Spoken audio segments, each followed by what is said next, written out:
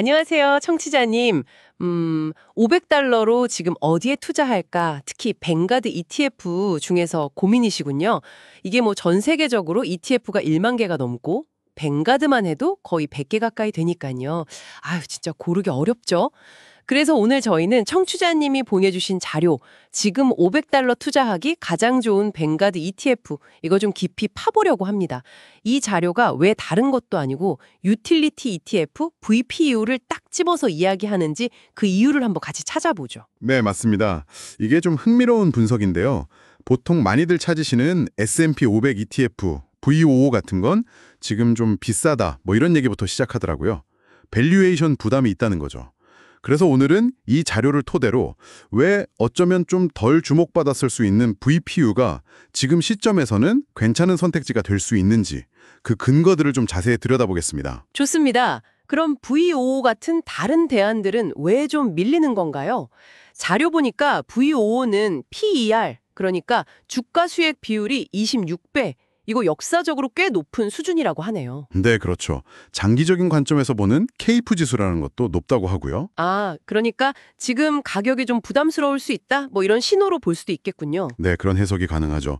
그리고 뭐 유럽 주식 ETF, VGK나 채권 ETF, BND 이런 것들도 관세 문제나 아니면 금리 같은 불확실성 때문에 지금 당장은 좀 우선순위에서 밀릴 수 있다. 이렇게 분석하고 있어요. 그렇군요. 그럼 이 분석이 주목하는 VPU, 이건 도대체 어떤 매력이 있는 걸까요? 바로 그 부분인데요. VPU는 미국에 있는 유틸리티 기업들 한 69개 정도에 투자하는 ETF예요. 근데 이 중에서 한 60% 이상이 전력 회사들이고요. 이 분석 자료에서는 VPU의 PER을 한 20.8배 정도로 보는데 아까 VO가 26배였잖아요. 그거랑 비교하면 상대적으로 좀 부담이 덜하다 이렇게 보는 거죠. 아, PER이 상대적으로 낮군요. 네. 그리고 더 중요한 건 유틸리티 산업 자체의 특징인데요. 이게 정부 규제를 받는 산업이다 보니까 뭐 원가가 오른다거나 하는 비용 부담이 생기면 이걸 전기요금 같은 데 반영하기가 다른 산업보다는 좀 수월한 편이에요. 아하. 그러니까 약간 가격 결정권이 좀 있다고 해야 하나요? 외부 충격에도 좀 덜 흔들리고. 그렇죠.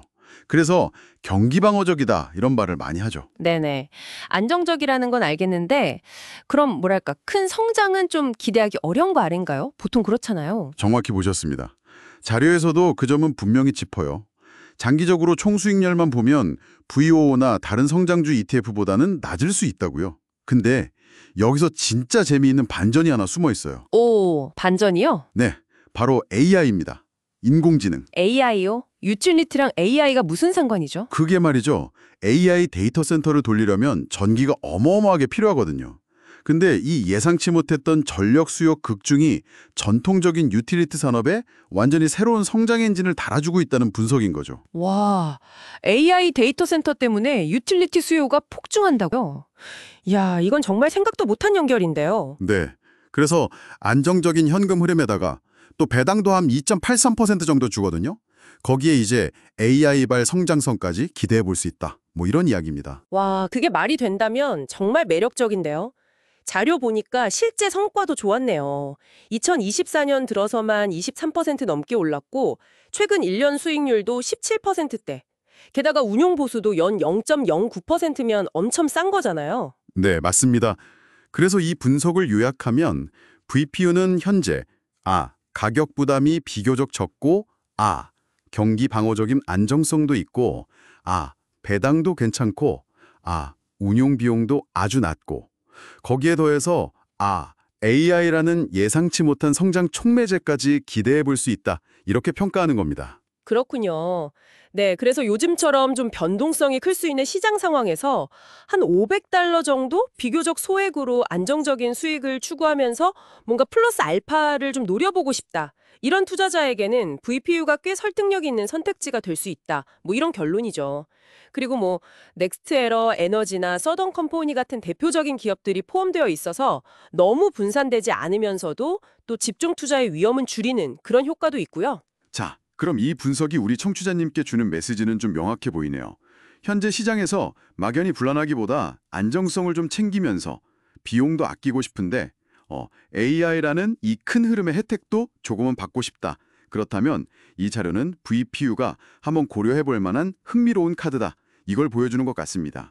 물론 뭐 장기적으로 엄청난 고성장을 원한다면 다른 선택지가 더 나을 수도 있겠지만요. 맞아요. 여기서 청취자님께서 스스로에게 한번 질문을 던져보시면 좋을 것 같아요. 그러니까 시장 변동성도 있고 또 AI 같은 거대한 기술 변화도 동시에 일어나고 있는 지금 VPU 같은 투자가 나의 전체적인 투자 목표나 내가 감당할 수 있는 위험 수준 이런 거에 얼마나 잘 맞을까 하는 거죠. 결국 최고의 투자라는 건 딱 정해진 답이 아니라 현재 상황과 또 청취자님 개인의 필요에 가장 잘 맞는 걸 찾아가는 과정이니까요. 마지막으로 한번 곱씹어 볼 만한 질문 하나 던져드리고 마무리하겠습니다. 이 자료는 AI 데이터 센터라는 첨단 기술이 오히려 전통 산업으로 여겨지던 유틸리티 기업의 성장을 이끄는 그런 예상치 못한 연결고리를 보여줬잖아요. 그렇다면 앞으로 AI는 또 어떤 우리가 지금은 상상하지 못하는 방식으로 기존 산업이나 우리 삶에 영향을 미치게 될까요? 한번 생각해 보시는 것도 재밌을 것 같습니다.